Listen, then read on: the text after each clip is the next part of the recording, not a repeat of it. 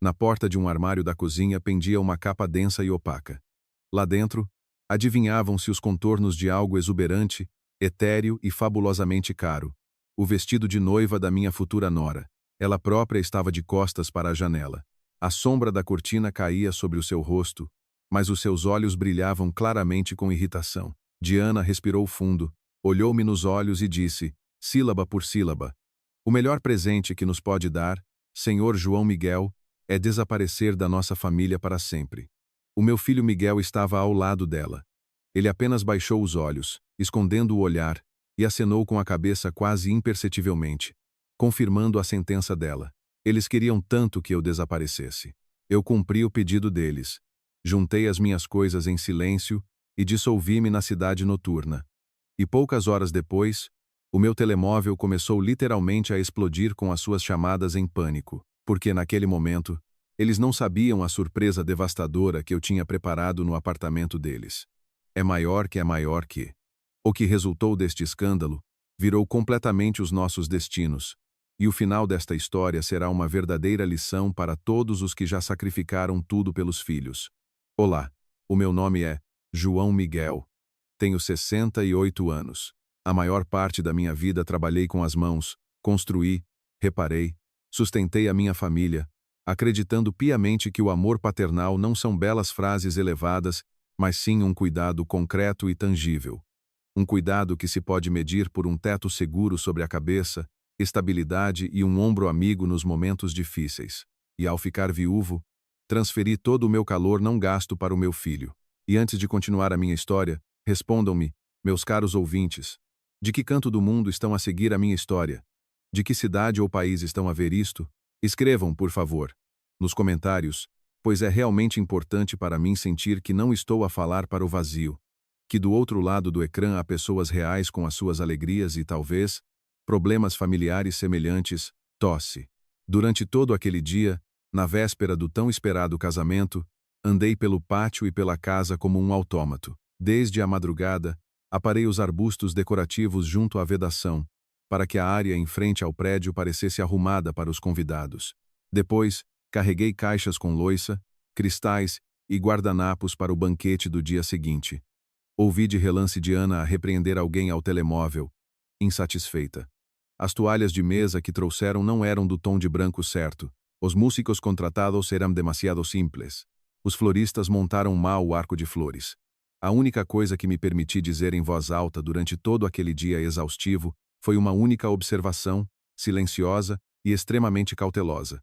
Quando a futura noiva começou a queixar-se em voz alta do custo elevado das figuras de gelo encomendadas em forma de 2 enormes cisnes, comentei suavemente: talvez não valha a pena encomendar decorações por um preço com o qual algumas famílias vivem um mês inteiro. Cisnes de água congelada. Eles ficariam bonitos, mas custavam tanto como um carro em segunda mão. Diana sempre justificou a sua irresistível atração por esta pompa louca com o facto de ser o seu primeiro casamento. A mulher tinha 39 anos. Durante muitos anos, procurou o parceiro ideal, adiando o sonho do vestido branco, e agora, tendo finalmente encontrado o meu Miguel, já numa idade bastante madura, decidiu ter uma festa com uma escala sem precedentes. A celebração com que sonhava desde a juventude. O problema era apenas que a responsabilidade financeira pela realização deste sonho em grande escala passou, de forma discreta mas firme, para os ombros de outra pessoa, os meus ombros. Foi então, após a minha observação inofensiva sobre os gastos inúteis, que ela explodiu. Miguel encolheu os ombros nervosamente, e a sua voz soou estranhamente fria quando disse: "Ouviste, pai? Amanhã temos um dia importante, o nosso dia, e a tua eterna atmosfera deprimente está a estragar tudo." Desviei o olhar para a superfície da bancada, passei a mão por ela. Eu próprio ajudei a escolher esta bancada. Fui com eles a armazéns de construção, combinei com conhecidos uma entrega cuidadosa. O meu olhar percorreu os caros armários de cozinha, totalmente pagos do meu bolso. Demorou-se no enorme frigorífico de 2 portas, que eu e o meu filho carregamos juntos, partindo as costas e rindo alto de como o eletrodoméstico maciço não passava pela estreita porta. De repente, a realidade tornou-se clara. Aqueles dois há muito que tinham deixado de ver a minha ajuda como uma manifestação de amor. A generosidade alheia tornou-se para eles um direito banal, um recurso inesgotável que devia fluir sem interrupções, como água de uma torneira aberta. Endireitei as costas, olhei para minha nora e perguntei com um tom uniforme e desprovido de emoção: "E para onde exatamente sugeres que eu vá?" Não queria responder ao meu filho. Naquele exato momento, foi como se uma porta de ferro se fechasse com um estrondo dentro de mim. Não ia fazer uma cena. Não planeava gritar sobre a ingratidão flagrante, pois quaisquer justificações aqui seriam inúteis. Diana encolheu os ombros com indiferença, começando a examinar atentamente a sua manicure fresca, e atirou com negligência. Para qualquer lado, Senhor João Miguel, para um hotel, para o porto, para a casa do seu irmão. Para mim é igual. O importante é que amanhã não esteja aqui. Virei o olhar para o meu filho, esperando pelo menos um vislumbre de consciência, e lembrei-lhe com firmeza: esta também é a casa do meu filho. Miguel mudou o peso de um pé para o outro. Sem jeito, escondeu as mãos nos bolsos das calças e murmurou com uma irritação surda: na verdade, agora esta é mais a casa da Diana. É ela que trata de tudo, cria o conforto, e tu simplesmente nos ajudaste com dinheiro naquela altura. Uma vez. Essas duas palavras curtas atingiram-me mais do que o ódio aberto. Uma vez. A minha memória guardava aquela quantia com a precisão do último cêntimo, quase 60.000 euros, absolutamente todas as nossas poupanças familiares, que eu e a minha falecida esposa juntamos durante longas décadas, privando-nos de muito, todo o dinheiro da venda da nossa antiga casa de família, um lugar onde cada canto me era dolorosamente familiar, onde cada raio de sol na parede se lembrava do calor das mãos da minha Teresa. Eu próprio destruí o meu passado, para que os noivos pudessem dar a primeira enorme entrada para este espaçoso apartamento. Dei tudo, sem reservas, acreditando piamente na promessa fervorosa de que teria sempre aqui o meu lugar de honra. Essas palavras ecoavam na minha cabeça como um alarme inquietante. Será que toda a minha longa vida, todo o trabalho de muitos anos, as noites sem dormir junto ao berço e os calos nas mãos se resumiram, para as pessoas mais próximas, a uma seca transação financeira? Eu estava no meio de uma cozinha clara e estranha, que eu mesmo lhes tinha dado, e sentia a última e fina linha de afeto paternal cego a romper-se dentro de mim. Já não havia pena de mim mesmo, nem uma tentativa desesperada de encontrar uma desculpa para a sua insensibilidade. De repente, vi o meu filho não como um menino indefeso a precisar de proteção, mas como um homem adulto e indiferente, que escolheu conscientemente o seu conforto pessoal em vez da consciência elementar. Esta clareza súbita assustava-me até tremer, mas ao mesmo tempo trazia uma estranha e amarga libertação. Tornou-se absolutamente evidente que eu já não queria ser a sua carteira conveniente. Não desejava tolerar o desprezo para manter a ilusão de uma família feliz. Pisquei os olhos lentamente, afastando a miragem, e disse com toda a calma: tem razão. É realmente melhor eu ir-me embora. Diana ergueu as sobrancelhas, surpreendida. Aparentemente, ela esperava seriamente um grande escândalo, acusações amargas ou lágrimas patéticas. Miguel expirou ruidosamente. Os seus ombros tensos relaxaram visivelmente, e ele acrescentou apressadamente: será melhor assim, pai. Depois da lua de mel, falamos de tudo com calma, quando nos acalmarmos de vez. Com passos lentos e medidos, tentando manter as costas perfeitamente direitas, subi ao segundo andar. O meu quarto ficava no final de um corredor estreito, o quarto de hóspedes, onde eu habitava discretamente nos últimos 6 meses. Afinal, os hóspedes, como todos sabem, mais cedo ou mais tarde têm de partir. Tirei uma mala do fundo do armário e comecei a arrumar as minhas poucas coisas.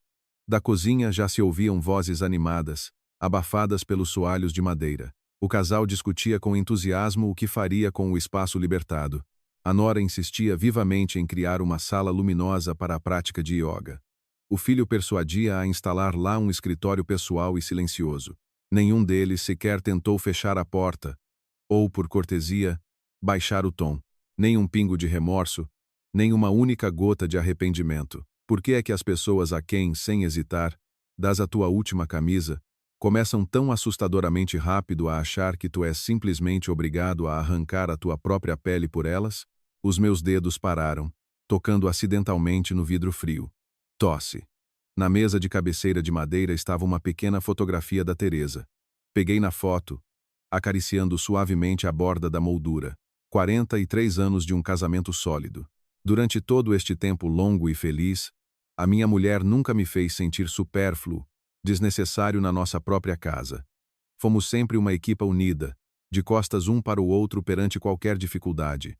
Olhei para os olhos familiares, ligeiramente semicerrados por um sorriso bondoso na foto antiga, senti os maxilares acerrarem-se involuntariamente, e disse em voz alta, baixo mas extremamente firme, não te preocupes, Teresa.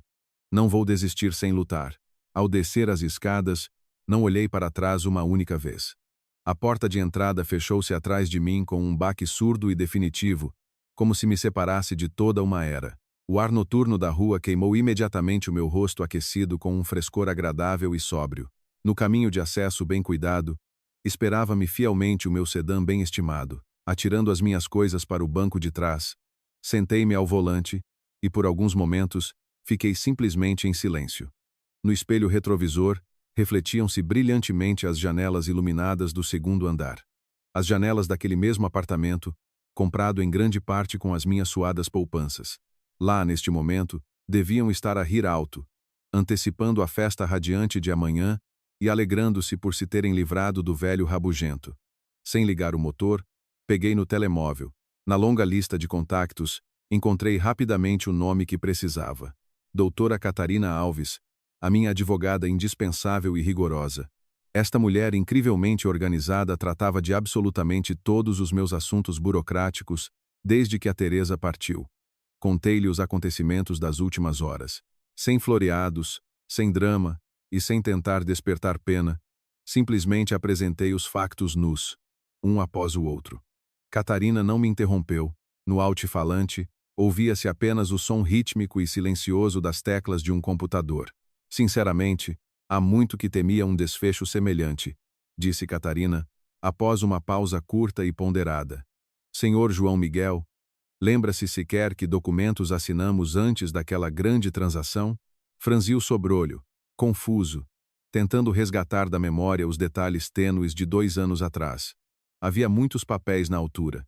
Assinei-os quase mecanicamente. Depois de se queixar de passagem que a Diana vivia claramente acima das suas possibilidades e exigia cada vez mais injeções financeiras, insisti numa proteção jurídica adicional, continuou a advogada, e na sua entoação, ouvia-se uma garra profissional de aço. O enorme dinheiro que investiu, segundo os documentos oficiais, não foi formalizado como uma doação incondicional e irrevogável. Entre si e o Miguel foi assinado um rigoroso contrato de empréstimo, e na compra do imóvel foi registrada a sua cota legal no direito de propriedade. O meu peito aqueceu de repente. Eu tinha concordado com as suas condições na altura apenas para a própria tranquilidade da Catarina, confiando absolutamente na sua vasta experiência, mas nunca planeei usar aqueles papéis. Fale diretamente, doutora Catarina, pedi, sentindo a boca secar com o nervosismo. A Diana nunca entregou os seus documentos comprovativos de rendimentos ao notário. Ia sempre adiando. Cada palavra da Catarina era como um prego a ser martelado. Como resultado, no registro predial, o senhor figura como um legítimo coproprietário. Por direito, 35% desta casa pertence-lhe. O meu telemóvel quase me escorregou dos dedos suados. Levantei os olhos para as janelas iluminadas da cozinha. Lá, vislumbrei a silhueta elegante da minha nora.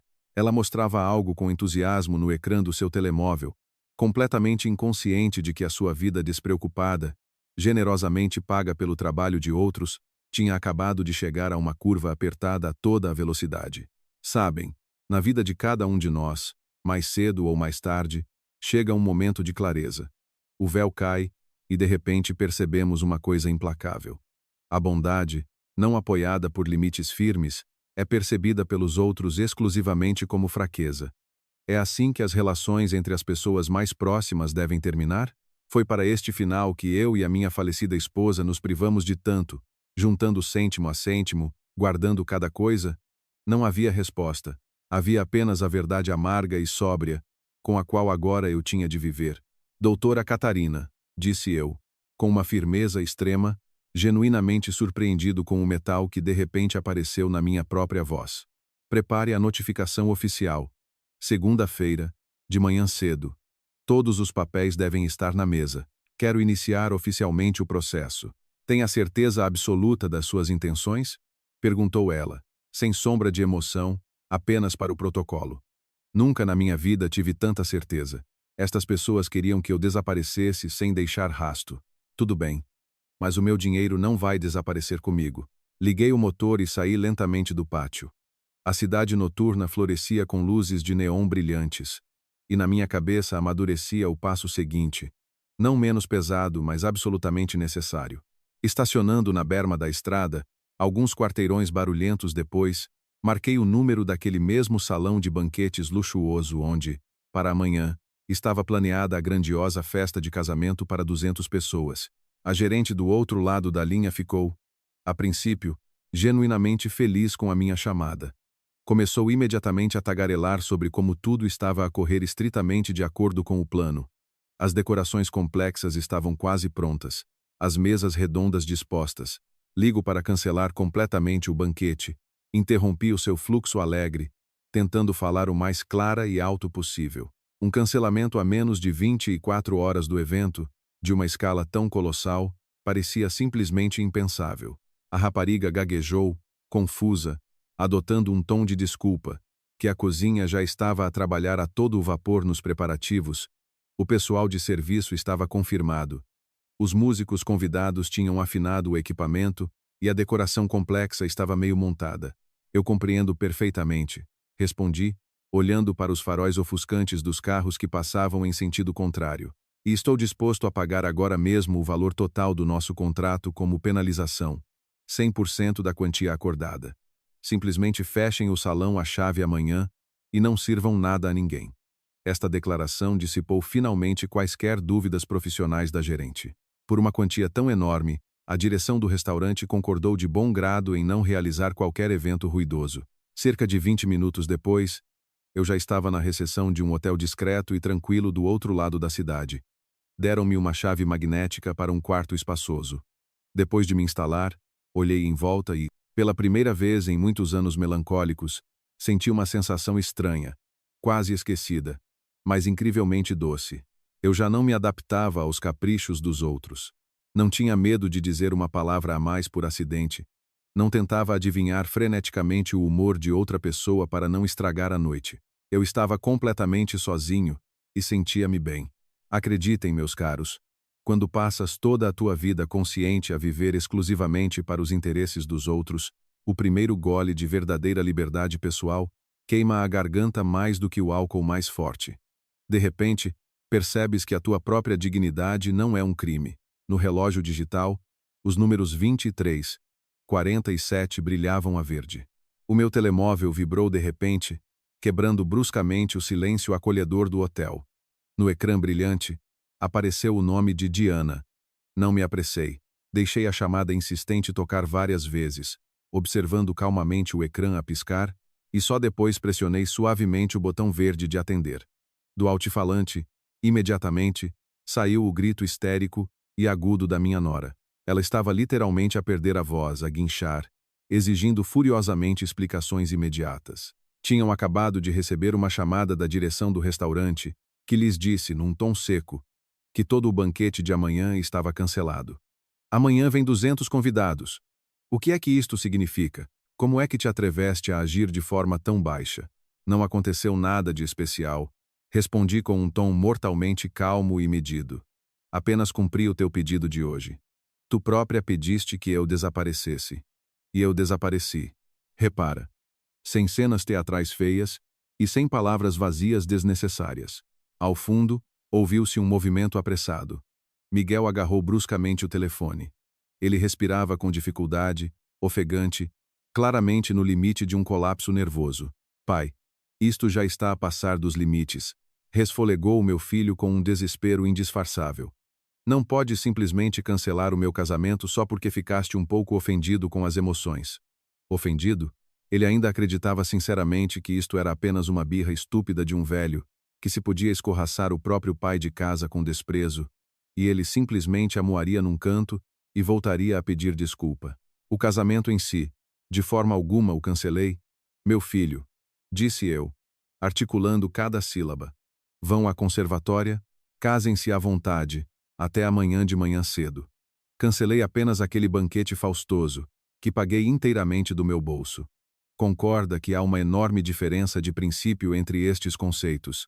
Lentamente, para que cada palavra proferida assentasse como uma pedra insuportável, disse em voz alta a quantia gasta: quase 40.000 euros. O silêncio do outro lado da linha tornou-se tão longo, viscoso e denso que eu podia ouvir claramente a sua respiração ofegante. Não fazíamos ideia de que custava tanto, murmurou finalmente Miguel, e a sua voz tremeu visivelmente. Claro que não faziam a menor ideia, confirmei, sem alterar o meu tom gelado, porque nunca se deram ao trabalho de vir perguntar. Era-vos muito conveniente e confortável pensar que toda esta grandiosidade se resolvia de alguma forma por si só. Surgia do ar, com um estalar de dedos. Diana interveio novamente, arrancando o telefone sem cerimônias. Agora, ela choramingava pateticamente, lamentando-se dos 200 convidados, da vergonha pública insuportável, de que pessoas respeitáveis viriam de longe e simplesmente não haveria salão preparado. Pessoas adultas sobreviverão tranquilamente à ausência de um jantar requintado e gratuito. Corteia, secamente. Encomende comida pronta. Cortem umas saladas simples na vossa bela cozinha nova. Em pânico total, ela começou a debitar ideias loucas, sugerindo apressadamente que a sua própria mãe pagasse tudo imediatamente. Apertei o telefone com mais força, ficando instantaneamente alerta. Que curioso, que interessante, observei com um sorriso amargo e sarcástico. Então, quando sou eu a pagar sem parar, é absolutamente normal, natural e não levanta questões. Mas quando, de repente, é preciso arcar com as consequências das vossas próprias palavras cruéis à vossa custa, correm logo à procura de outra carteira infalível. Miguel pegou novamente no telefone. Começou a implorar humildemente que eu revertesse tudo, repetindo frases decoradas sobre eu estar a agir com base em emoções puras, que éramos uma família. Foram vocês que estiveram sob o efeito de emoções incontroláveis hoje à tarde. Interrompi bruscamente as suas lamentações patéticas. Eu, pelo contrário, pela primeira vez em muito tempo, estou a agir de forma extremamente calma, tranquila e muito consciente. Pressionei o botão de desligar, sem esperar por mais uma resposta. Durante a noite, as chamadas insistentes continuaram quase sem parar. O ecrã piscava ansiosamente no escuro a cada 5 minutos, iluminando o teto. Mas eu não atendi mais nenhuma chamada. Fiquei simplesmente deitado de costas com os olhos fechados, a ouvir o zumbido monótono da cidade noturna lá fora. De manhã cedo, o meu telemóvel registrava mais de 40 chamadas não atendidas. Um dia completamente novo estava a começar. O dia em que, pela primeira vez na vida, eles teriam de encarar a dura realidade. Acordei tarde, quando os raios de sol brilhantes, quase de verão, já inundavam o espaçoso quarto de hotel, teimando em passar pela estreita fresta das cortinas escuras. Pela primeira vez em muitos meses melancólicos, o meu peito não estava oprimido pelo peso habitual e plúmbeo das expectativas alheias. Fiquei deitado de olhos abertos, a ouvir a minha própria respiração. Os lençóis brancos do hotel estavam agradavelmente frescos, e cheiravam a amido com algo indefinivelmente fresco, de fábrica. Pedi um pequeno almoço leve diretamente na cama. Bebi uma chávena de café sem pressa, saboreando o seu sabor forte sem a agitação eterna e a necessidade de correr para salvar o fim de semana de outra pessoa. Por volta das 9 da manhã, bateram à porta, hesitantemente, mas com bastante insistência. À porta estava o meu próprio filho. Miguel parecia ter envelhecido uns bons 5 anos numa única noite curta e sem dormir. Camisa clara amarrotada, olheiras escuras e doentias, ombros descaídos. Atrás dele, invisível mas claramente presente, arrastava-se o rasto de uma catástrofe doméstica monumental. Uma noiva histérica trancada na casa de banho, uma sogra a gritar ao telefone, dezenas de mensagens ansiosas de parentes perplexos. Miguel encostou-se a um umbral de madeira, levantou para mim um olhar exausto por baixo das sobrancelhas e disse com voz rouca: "Estás satisfeito agora?" Estas palavras soaram desagradáveis aos meus ouvidos, mas no fundo nada em mim vacilou. Ele ainda achava que o que estava a acontecer era apenas um jogo estúpido e egoísta de ambições da minha parte, e não o resultado lógico e sofrido da sua própria arrogância. Fui calmamente até a pequena mesa redonda. Servi-me de um copo de água da garrafa. Virei-me para o convidado indesejado e respondi de forma perfeitamente calma: Nem imaginas. Mais depressa, finalmente deixei de ser aquela pessoa à custa de quem toda a gente vive tão incrivelmente bem. O meu filho parou, como se tivesse batido com toda a força numa parede sólida e invisível. Pela primeira vez, olhei verdadeiramente, sem o véu cego do amor paternal, para este homem de 42 anos. Um adulto, fisicamente saudável, sentado na beira da poltrona do hotel com a aparência de uma vítima inocente, como se uma terrível desgraça tivesse caído do céu, em vez de ter crescido do seu próprio silêncio cobarde, cultivado ao longo dos anos. Será que acontece que o próprio sangue se torna completamente estranho apenas por causa do dinheiro? Ou o problema não está de todo nas notas, mas naquele momento terrível em que tirar o que é dos outros se torna muito mais fácil do que dar o que é seu? Perguntei-lhe diretamente.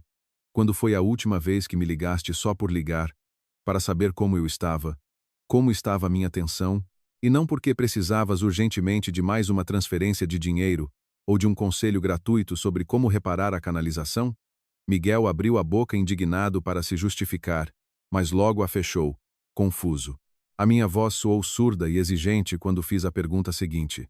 Quanto dinheiro exatamente me pediste emprestado no último ano incompleto para as tuas chamadas necessidades urgentes e vitais? O filho desviou nervosamente o olhar para a janela e murmurou com incerteza. Bem, eu não anotei exatamente. Talvez uns 5.000, um pouco mais. As minhas costas endireitaram-se involuntariamente de indignação. Como é assustadoramente fácil e rápido esquecer os sacrifícios dos outros quando se tornam um hábito. Olhei diretamente nos seus olhos avermelhados pela falta de sono e articulei cada sílaba com dureza. 15.000 euros. E isto sem contar com a colossal entrada para o vosso luxuoso apartamento. O rosto de Miguel ficou subitamente branco, quase da cor do papel de parede claro do quarto. Ele agarrou os próprios joelhos com os dedos e disse, atrapalhado. Nós planeávamos devolver tudo. Cêntimo a cêntimo. Honestamente planeávamos, juro, assim que nos recompuséssemos financeiramente depois do casamento. A raiva, como uma agulha de gelo, picou o meu velho coração. Sorri, sem esconder a amarga e zangada ironia, e perguntei, e quando é que esse futuro brilhante chegaria? Logo depois da Diana escolher um carro novo no stand ou depois da vossa próxima viagem planeada para um destino de praia? Pegando no meu telemóvel da mesa, abri um e-mail recebido da doutora Catarina Alves e virei o ecrã brilhante diretamente para o rosto do meu filho. Aproximei o aparelho luminoso dele e disse com forte ênfase, estuda atentamente os documentos da vossa propriedade. Aqueles papéis chatos que tu e a tua adorada noiva, ao que parece, nem se deram ao trabalho de ler devidamente ao assinar no notário. Miguel semicerrava os olhos, confuso, perscrutando as pequenas linhas do texto jurídico seco. O significado do que lia demorou a chegar à sua consciência de forma dolorosamente lenta. Depois, ele recuou bruscamente, como se tivesse levado uma bofetada, e expirou com um horror genuíno. O que é que isto significa? Tu não podes ser dono de uma parte do nosso apartamento. Esta confiança inabalável e sagrada na sua própria razão exclusiva era espantosa. Peguei calmamente no telemóvel, guardei-o no bolso do peito da camisa e cortei. Longe de ser vosso e longe de ser todo. Uma parte, absolutamente legal, com registro oficial no registro predial. Por lei, 35%, pertence-me. O filho, desesperado, agarrou a cabeça com as duas mãos. Os seus dedos enterraram-se nervosamente no cabelo desarrumado. Ele levantou para mim os olhos úmidos de lágrimas iminentes e atirou, acusadoramente. Tu planeaste tudo isto friamente nas nossas costas. Desde o início, quiseste cinicamente manter-nos na rédea curta. Um nó subiu-me à garganta. Será que o meu próprio filho me considerava realmente um monstro tão calculista e cruel? Abanei a cabeça, sentindo um vazio incrível perante esta cegueira impenetrável, e respondi. Se eu realmente tivesse planeado alguma coisa, teria parado muito antes de vos pagar um caríssimo banquete de casamento. Eu não planeei nada, meu filho. Eu simplesmente, finalmente, abri os olhos. Miguel encolheu-se de repente, perdendo todo o seu ímpeto acusatório, transformando-se num adolescente confuso. Ele perguntou em voz baixa, completamente derrotado. E o que vai acontecer agora? Levantei-me lentamente, aproximei-me da enorme janela, e olhando para a agitação da rua matinal, proferi o meu veredicto final. Agora, vocês têm exatamente 2 caminhos.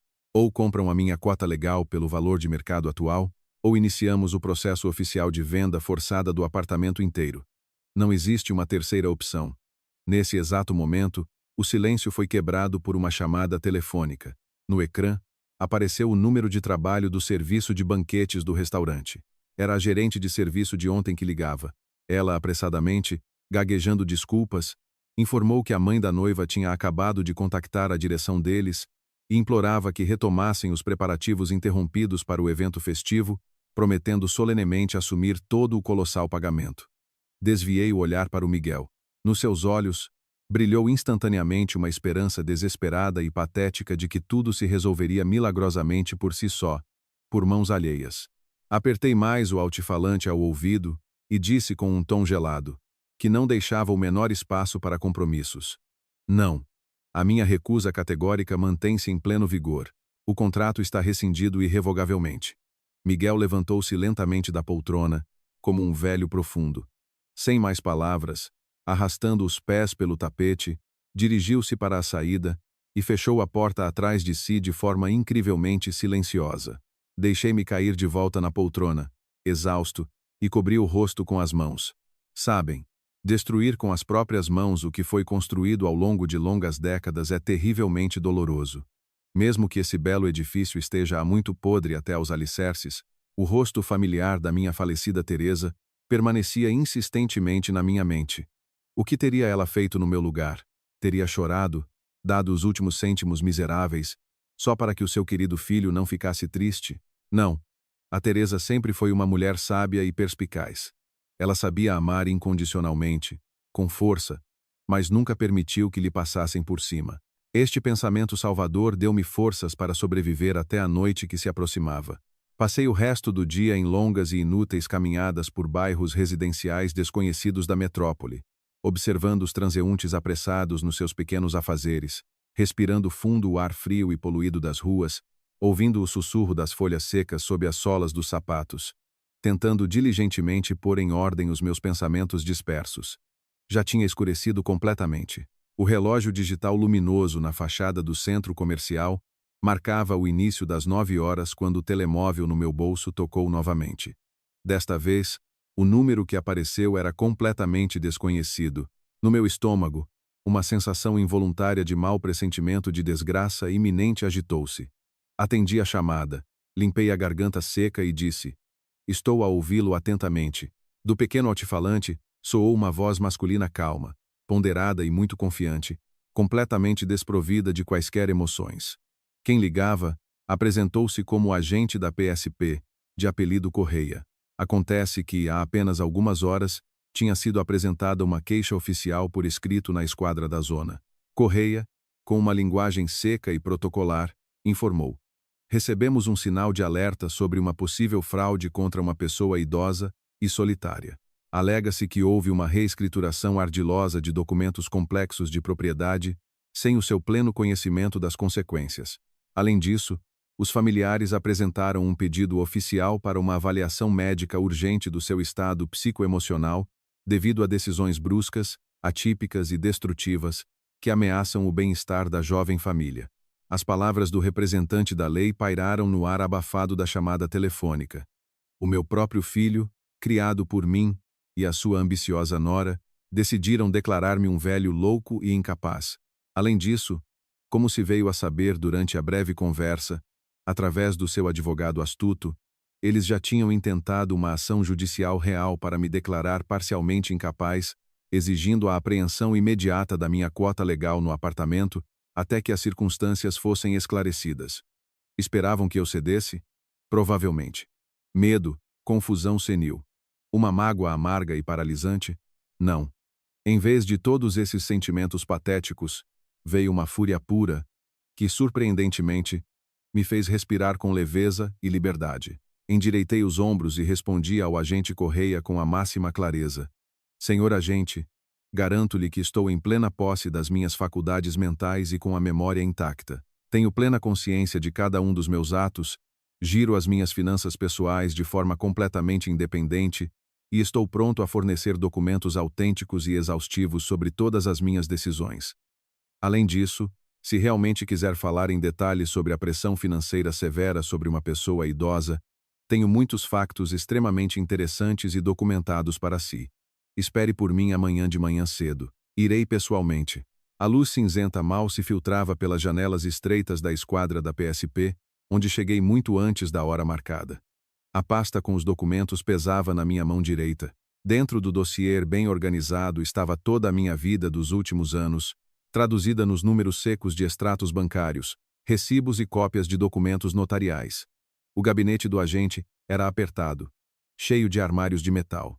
À secretária estava sentado o tal Correia, um homem calmo e composto de uns 40 anos, com um olhar perspicaz e inquisidor de alguém que, ao longo dos anos de serviço, viu demasiados segredos de família para acreditar nas primeiras lágrimas ou acusações veementes. Correia puxou a primeira pilha para si, olhou atentamente para o selo e perguntou com voz neutra: os seus familiares já tiveram antes motivos reais para duvidar do seu estado? Lapsos de memória, queixas de médicos de família, comportamentos estranhos? Estas perguntas secas feriam dolorosamente o meu amor próprio. Uma indignação surda acendeu-se dentro de mim pela própria necessidade de provar a minha normalidade, mas obriguei-me a manter a calma exterior. Endireitei os ombros, olhei o polícia diretamente nos olhos e respondi com firmeza: nunca houve nada do gênero. Eu próprio conduzo constantemente, trato de todos os meus assuntos legais, compreendo perfeitamente quaisquer documentos que assino e lembro-me até ao último cêntimo a quem, quando e quanto dinheiro dei. O meu interlocutor acenou silenciosamente com a cabeça, continuando a folhear as folhas grossas. O farfalhar do papel parecia anormalmente alto no silêncio matinal do gabinete. Então, tirei o telemóvel do bolso. Encontrei a mensagem de voz da noite anterior da minha nora e pressionei o botão de reprodução. No espaço apertado do gabinete, ecoou a voz histérica e esganiçada de Diana. Ela gritava, engolindo as palavras, convencendo alguém invisível de que pessoas normais não destroem a vida de uma família inteira por uma ofensa insignificante, que o velho precisava urgentemente de ajuda médica compulsória. O seu tom era tão confiante, tão categórico, como se um diagnóstico terrível já tivesse sido oficialmente emitido por uma junta médica, e agora só restasse isolar-me da sociedade. Ao ouvir este monólogo venenoso, baixei os olhos involuntariamente e mergulhei em pensamentos. Seria este o fim da minha paternidade sacrificial de muitos anos? Ver o meu próprio e único filho, permitir silenciosamente que a sua esposa apagasse a minha mente para chegar mais depressa à sua carteira recheada. Cada frase histérica do pequeno altifalante atingia-me em cheio, deixando feridas profundas, invisíveis, mas terrivelmente sangrentas no coração. Passei a vida inteira a construir uma casa sólida para minha grande família e, no final, construí uma cela fria de isolamento para mim mesmo. Todo o meu cuidado cego e interminável virou-se contra mim, tornando-se a principal e mais afiada arma nas mãos de uma nora gananciosa. Sinto-me amargurado nestes momentos? Insuportavelmente, mas recuar agora significaria trair não apenas a mim mesmo, mas também tosse a memória luminosa da minha Teresa, que nunca na vida teria tolerado tal baixeza sob o seu teto. Correia ouviu a gravação até ao fim, sem proferir um som. Depois fechou cuidadosamente a pasta, afastou-a e emitiu o seu veredicto profissional. Não vejo quaisquer fundamentos objetivos para o considerar incapaz de compreender os seus atos. Pelo contrário, está a agir de forma absolutamente consistente, lógica e racional. Vou encerrar esta verificação formal hoje mesmo, por ser completamente infundada. Uma onda de enorme alívio percorreu o meu corpo, relaxando os músculos das costas, contraídos em espasmos. A justiça, afinal, existia, mesmo que formalizada num seco relatório policial. O agente ajeitou o colarinho do uniforme, inclinou-se um pouco para a frente e acrescentou, em jeito de aviso: mas, no que diz respeito à ação cível dele sobre a sua capacidade, aconselho vivamente a sua advogada a preparar imediatamente um forte pacote de contraprovas. Tais alegações descabidas são analisadas rapidamente pelo tribunal e, sem fundamentos médicos sólidos, são rejeitadas, mas estes seus familiares ainda lhe vão dar que fazer. Agradecendo ao agente, saí para a entrada. A chuva já tinha parado. A batalha mais difícil estava pela frente, e agora eu tinha todos os trunfos necessários na mão. Porque nos agarramos tão desesperadamente, até aos calos sangrentos, a estes laços de sangue fantasmagóricos, quando o próprio sangue há muito se transformou em água indiferente? No dia seguinte, por volta da hora do almoço, eu e a doutora Catarina Alves estávamos sentados no seu escritório espaçoso e luminoso. Miguel e Diana atrasaram-se quase 20 minutos. Entraram no escritório, agrupando-se hesitantemente, como estudantes repreendidos. Os seus rostos pareciam cinzentos, abatidos, como se naqueles poucos dias monstruosos tivessem envelhecido um ano inteiro. A nora mexia nervosamente na alça da mala. O filho desviava o olhar, tentando não olhar na minha direção. Catarina Alves nem lhes ofereceu chá. Ela dispunha os documentos preparados sobre a mesa polida, com uma calma e secura assustadoras, como um cirurgião experiente a arrumar os seus instrumentos de aço brilhantes antes de uma operação complexa. A advogada olhou para os recém-chegados com um olhar gelado e disse: segundo os documentos oficiais, o senhor João Miguel contribuiu com quase 60 mil euros para a compra da vossa propriedade. A sua quota legal está devidamente registrada no registro predial. Tudo é absolutamente legal. A questão agora é apenas como vão resolver esta situação de impasse. O filho tentou objetar. Abriu a boca, mas Catarina parou-o com um gesto brusco. Antes de passar à discussão das condições financeiras, ela tirou outra pasta da gaveta e atirou-a com um estrondo por cima dos outros papéis. A advogada semicerrava os olhos, articulando cada palavra, e declarou com rigor: a primeira coisa que temos de resolver imediatamente é essa vergonhosa ação de interdição por anomalia psíquica que o vosso advogado se atreveu a apresentar em tribunal. Já tem um pacote impressionante de contraprovas irrefutáveis totalmente preparado. O olhar de Miguel vagueou pela mesa. Eu sentia os restos da sua arrogância anterior a evaporarem-se no ar fresco do escritório. Catarina continuou implacavelmente a sua demolição impiedosa.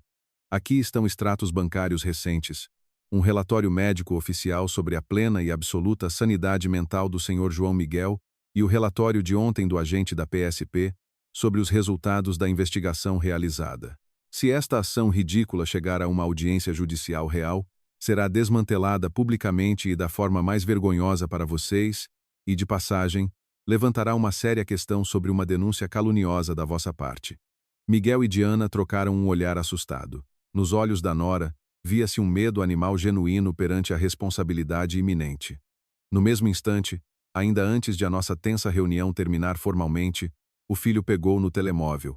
Ali mesmo, à nossa frente, ele marcou o número do seu advogado e, com uma voz trêmula e patética, pediu que retirasse imediatamente, naquele mesmo minuto, a ação apresentada. Diana sentou-se na beira da cadeira, cobrindo o rosto com as mãos. A vergonha ardente por este passo cobarde lia-se na sua figura tensa muito mais claramente do que em todas as suas grosserias anteriores. De repente, ela tirou as mãos do rosto, olhou para mim com os olhos brilhantes de lágrimas e começou a tagarelar apressadamente. Senhor João Miguel, perdoe-nos, por favor. Foi tudo nos nervos por causa do casamento cancelado. Eu simplesmente não estava a pensar no que dizia ao telefone. A sua voz tremia de um remorso falso. Tudo dentro de mim gelou de aversão a esta encenação barata. Eu não ia dar-lhe a oportunidade de se esconder novamente atrás de belas desculpas. Levantei a mão, parando este fluxo de palavras patético, e cortei bruscamente. Já chega. As suas desculpas falsas já não me interessam. Agora, só me preocupa uma coisa. O que propõe concretamente fazer a seguir? Miguel engoliu em seco, tossiu e perguntou timidamente sobre as possíveis soluções para o problema. Catarina Alves virou a página do seu bloco de notas e respondeu com naturalidade. Existem exatamente duas opções.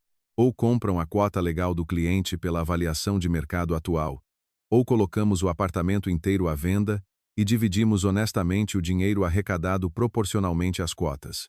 Diana ficou tão pálida que se viam as veias azuis nas suas têmporas.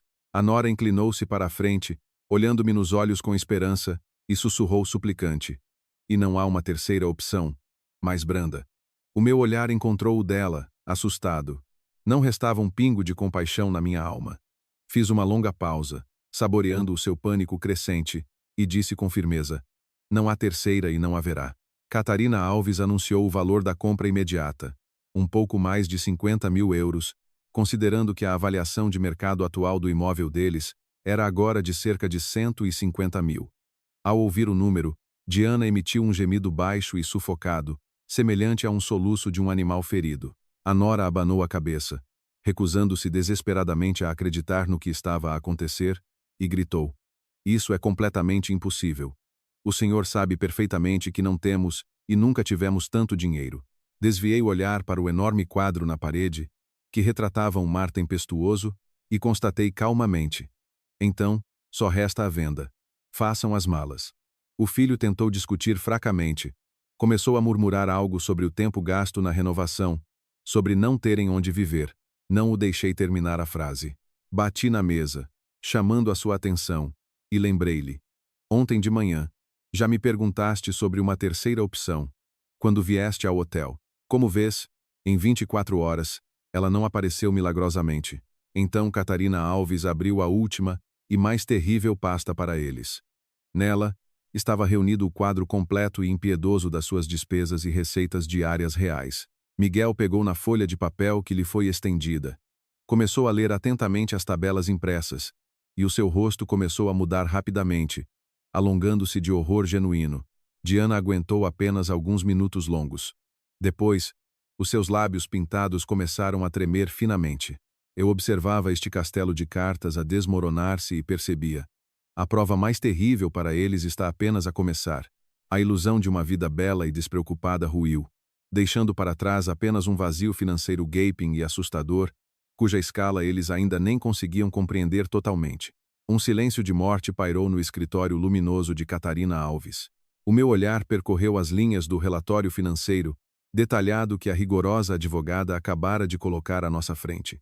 Os números impressos falavam por si, muito mais alto do que quaisquer gritos histéricos. Tirei a folha branca dos dedos de Miguel, limpei a garganta e comecei a ler em voz alta esta lista mortífera. Despesas de condomínio mensais enormes, hipoteca, manutenção de 2 carros caros, pagamentos de 3 cartões de crédito. Seguem-se idas constantes a restaurantes, entregas diárias de comida pronta, subscrições pagas intermináveis, roupas de marca de elite, cosmetologia de hardware regular. A minha voz soava surda, como se viesse de debaixo da terra.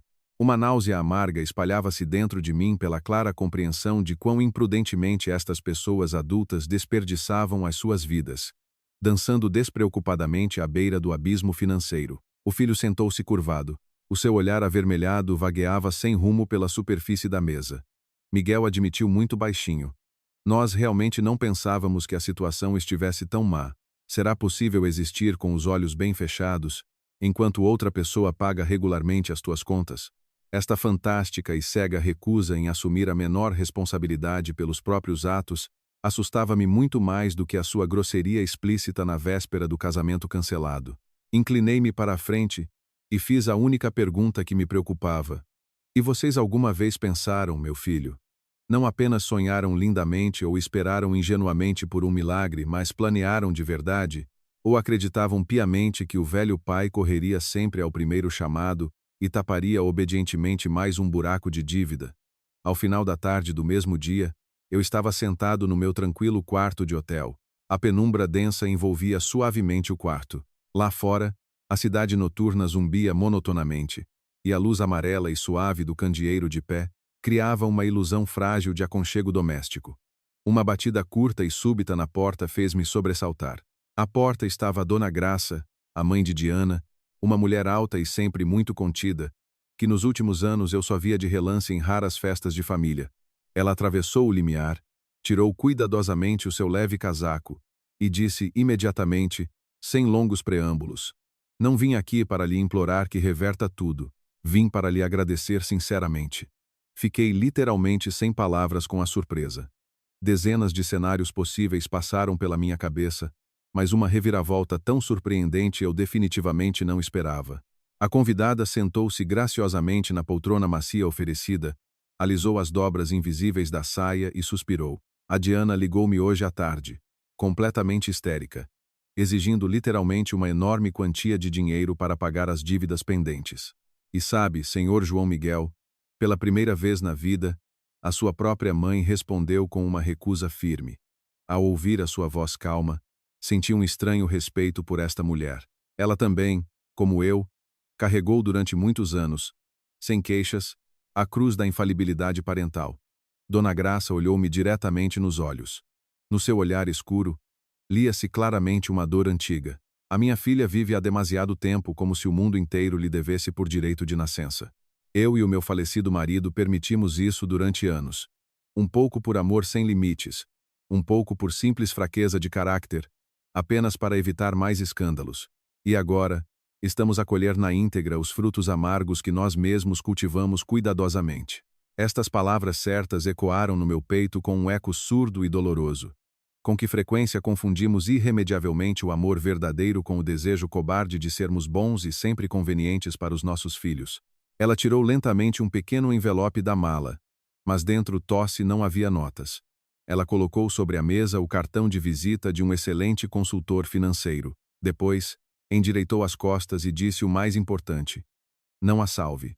O que quer que decida fazer com a sua cota no apartamento, imploro-lhe, não abrande as condições só porque agora ela está assustada e a chorar amargamente. Há muito que ela precisa de aprender, pela sua própria experiência amarga, que a grosseria e a negra ingratidão neste mundo têm um preço. Fiquei completamente estupefacto. Chocado até ao fundo da alma, inclinei-me para a frente e perguntei, incrédulo: a senhora percebe, Dona Graça, que está, na prática, a pedir-me para não ter pena da sua própria filha? O seu rosto permaneceu surpreendentemente impassível, mas os seus dedos finos mexiam nervosamente no fecho da mala. Uma mãe pedia voluntariamente para castigar a sua própria filha. A mulher acenou lentamente com a cabeça, sorrindo amargamente. Percebo perfeitamente. E talvez esta seja a única coisa verdadeiramente maternal e correta que faço em muitos anos. Nesse exato segundo, o complexo puzzle encaixou-se finalmente dentro de mim. Olhei para esta mulher forte e vi nela o meu próprio reflexo. Ambos nos tornamos reféns voluntários da nossa própria vitimização cega, transformando os nossos amados filhos em consumidores impotentes e egoístas.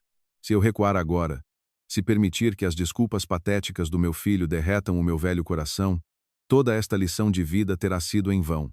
Eles simplesmente enxugarão as lágrimas falsas, suspirarão com enorme alívio e, dentro de um ano, inevitavelmente voltarão ao velho e fatal círculo de dívidas intermináveis.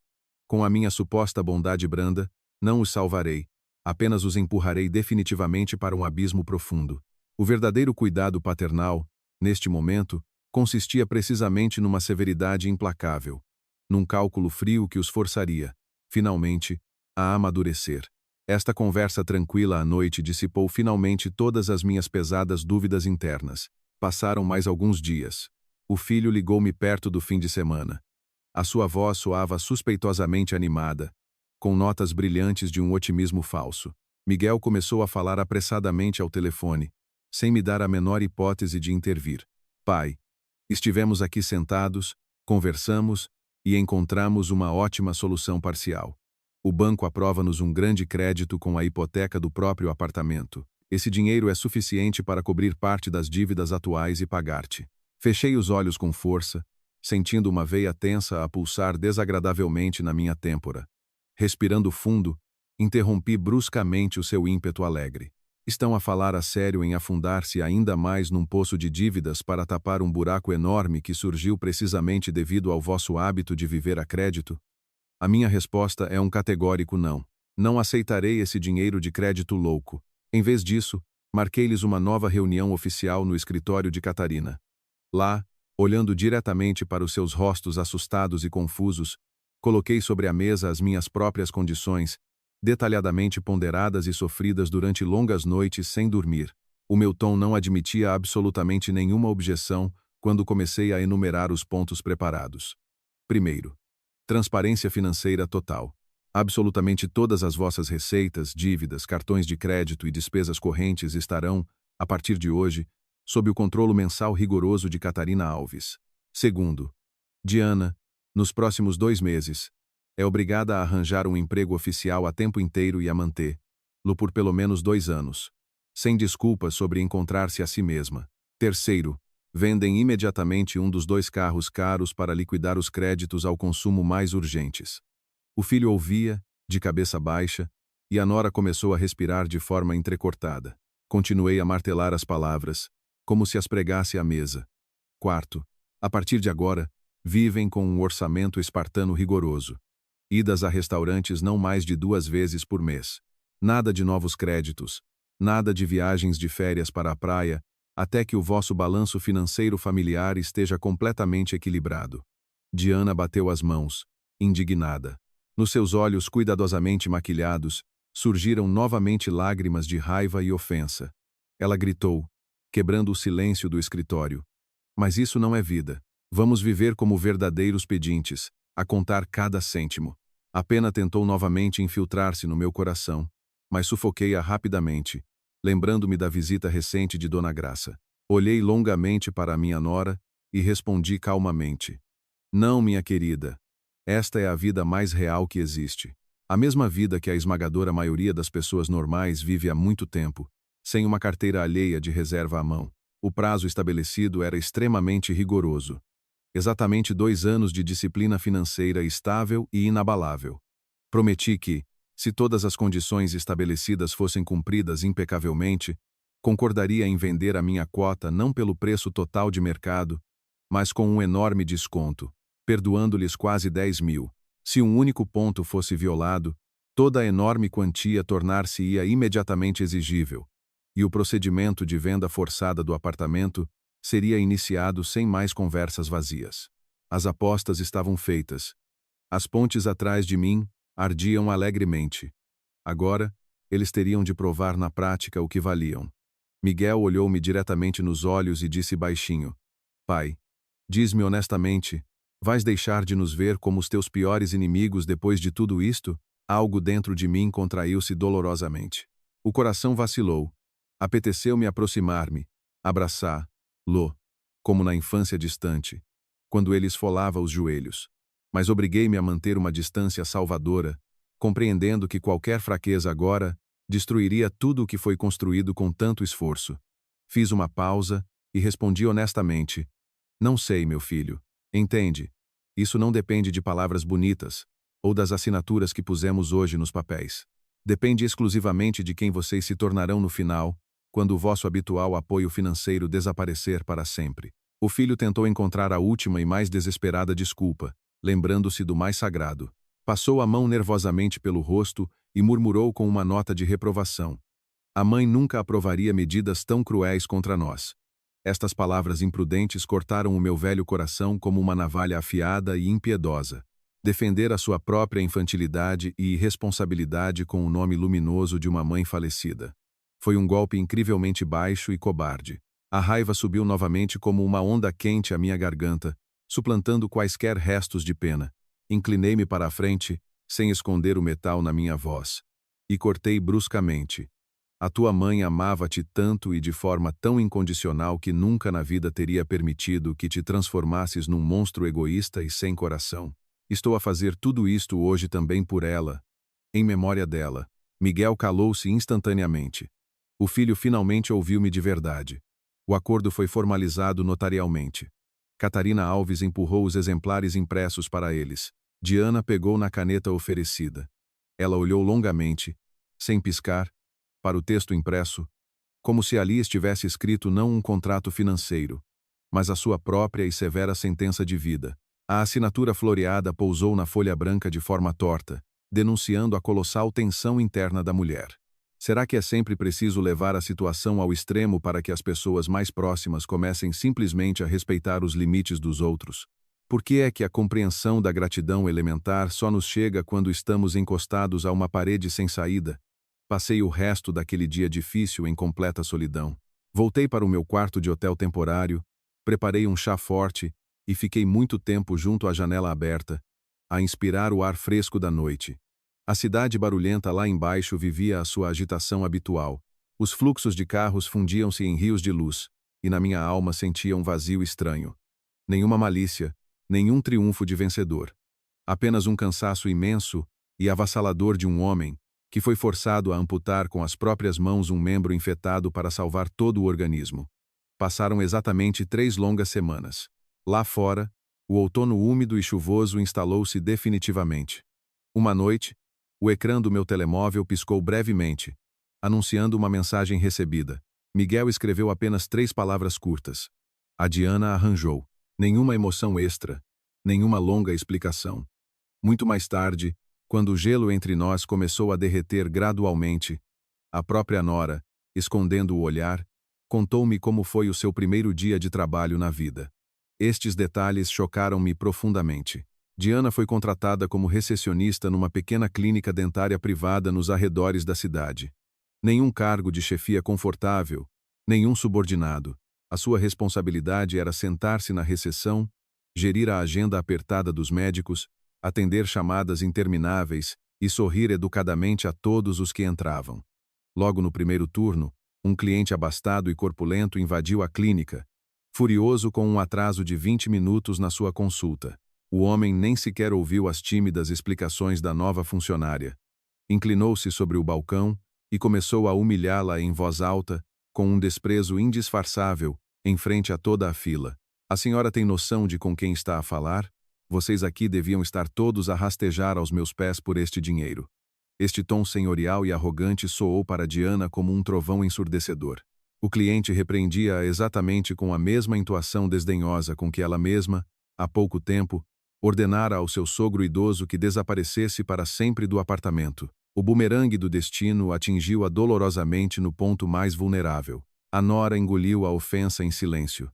Obrigou-se a pedir desculpa educadamente, contendo profissionalmente as lágrimas que lhe vinham aos olhos até ao final do longo turno.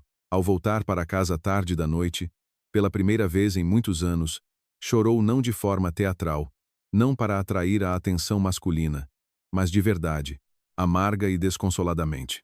Pela primeira vez na vida, ela estava do outro lado da barricada, sentindo na própria pele o mesmo desprezo que ela tão incrivelmente fácil e descuidadamente distribuía aos outros. A engrenagem da mudança começou a girar. Em breve, Miguel informou a doutora Catarina Alves que tinham vendido com sucesso o mais caro e estatutário dos 2 carros. O dinheiro arrecadado foi imediatamente usado para liquidar completamente os 3 cartões de crédito mais desvantajosos, com juros usurários. Na nossa primeira reunião de controle oficial no escritório da advogada, Diana parecia completamente diferente. A socialite brilhante e bem cuidada tinha desaparecido. Ela mexia na ponta da manga e falava com uma voz invulgarmente baixa e pensativa.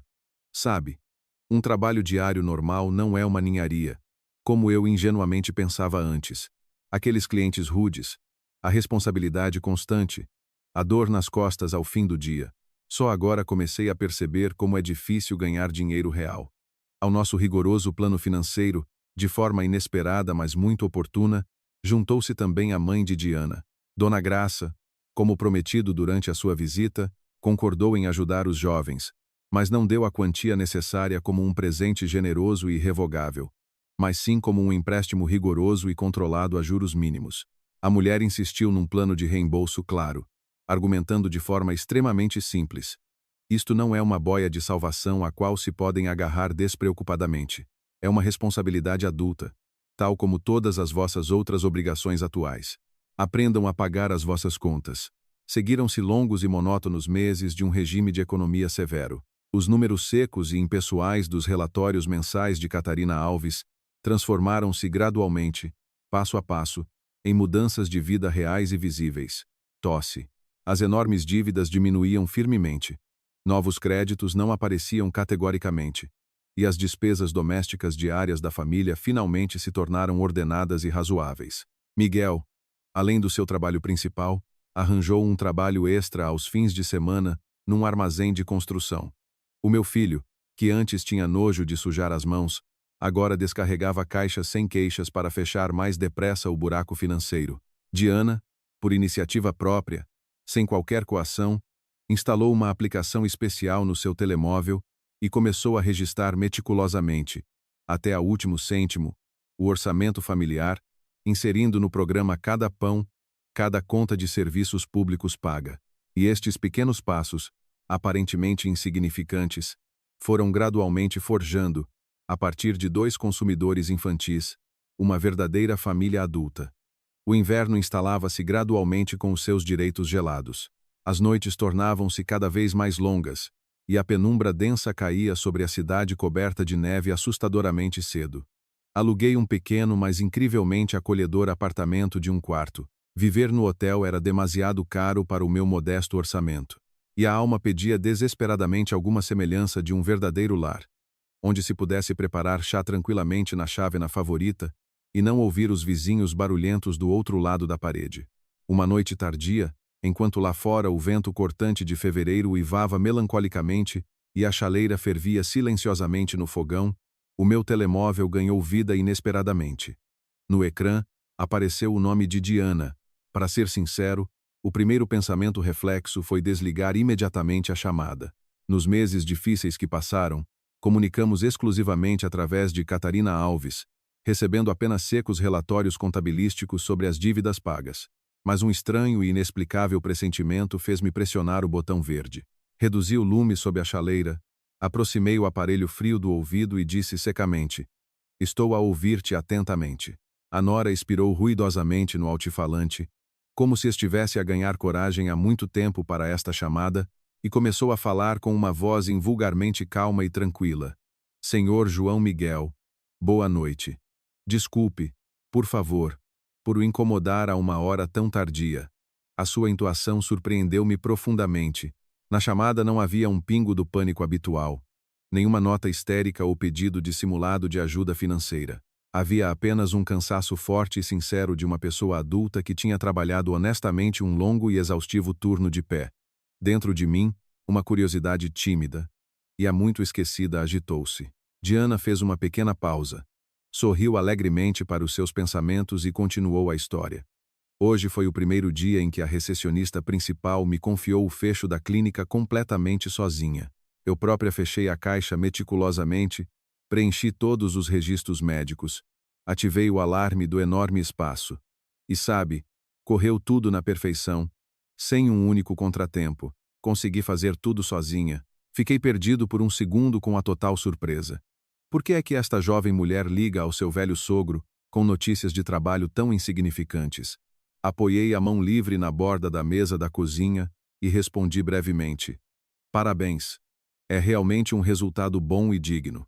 A nora riu-se baixinho, quase envergonhada, do outro lado da linha, e o seu riso soou, surpreendentemente, caloroso. Nunca na vida pensei que ficaria tão genuinamente feliz com uma ninharia de trabalho como esta.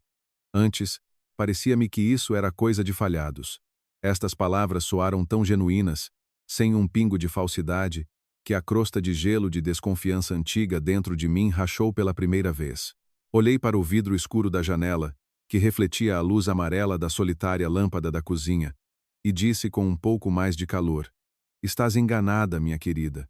Às vezes, é precisamente com estas simples ninharias de trabalho do dia a dia que uma pessoa começa a reconstruir-se, tijolo a tijolo, numa personalidade completa." Diana baixou bruscamente o tom. A sua voz soou extremamente séria e sincera. Naquela noite fatídica, na véspera do nosso casamento que não aconteceu, quando lhe ordenei que desaparecesse, eu acreditava genuinamente e sinceramente que tinha todo o direito moral para o fazer. Agora, sinto-me fisicamente assustada e terrivelmente envergonhada de me lembrar disso. Desta vez, mantive-me prudentemente em silêncio, sem interromper a sua confissão. O meu coração bateu um pouco mais rápido com o que estava a ouvir com os meus próprios ouvidos. A nora fungou alto, obviamente contendo as lágrimas que lhe vinham aos olhos, e acrescentou baixinho: "Ainda não lhe peço perdão. Compreendo perfeitamente que meras palavras vazias são catastroficamente insuficientes depois de tudo o que aconteceu. Só queria que soubesse." Comecei a perceber claramente quão repugnante e baixa fui consigo. Expirei lentamente, muito profundamente. Sentindo os ombros sempre tensos a relaxarem, o peso da velha mágoa tornou-se um pouco mais leve. Recompondo os meus pensamentos, respondi com a máxima honestidade, sem ilusões desnecessárias. Compreender os próprios erros grosseiros já é um excelente começo de um caminho difícil. A partir de agora, olharemos exclusivamente para as tuas ações reais. A rapariga concordou submissamente e a chamada foi interrompida. "Sim. A partir de agora, veremos. O tempo tem a propriedade surpreendente, verdadeiramente mágica, de curar até as feridas mais profundas da alma, se não as remexermos todos os dias. Passaram cerca de 7 ou 8 meses, desde aquele escândalo familiar. O regime severo de economia total estava a fazer o seu bom trabalho. O casal trabalhava diligentemente nos seus empregos, liquidava os créditos usurários, sem nunca violar uma única das rigorosas condições do nosso acordo notarial. Num dos dias de primavera verdadeiramente quentes e ensolarados, Miguel ligou-me e convidou-me inesperadamente para ir à casa deles. Pela primeira vez em todo este tempo interminável, não para um chá frio e rápido para entregar mais uns recibos, mas para um verdadeiro jantar de família completo. Não concordei imediatamente. Dentro de mim, duas pessoas completamente diferentes lutavam desesperadamente. O velho João Miguel, provavelmente, ter-se-ia atirado de cabeça a um convite tão esperado, apenas para recuperar o mais depressa possível pelo menos uma frágil semelhança da antiga família amorosa. O novo homem, porém, que passou pela traição e pela humilhação, já conhecia demasiado bem o verdadeiro e elevado preço da pressa e do perdão cego. No entanto, a curiosidade paternal e uma esperança tímida e latente acabaram por vencer a cautela. Ao início da noite, estava em frente à porta familiar. Conhecem aquela sensação viscosa e sugadora no estômago, quando se regressa a um lugar de onde um dia foste impiedosamente expulso? Como um cão sarnento, as palmas das mãos suavam, o sangue latejava surdamente nas têmporas, e a respiração falhava de nervosismo.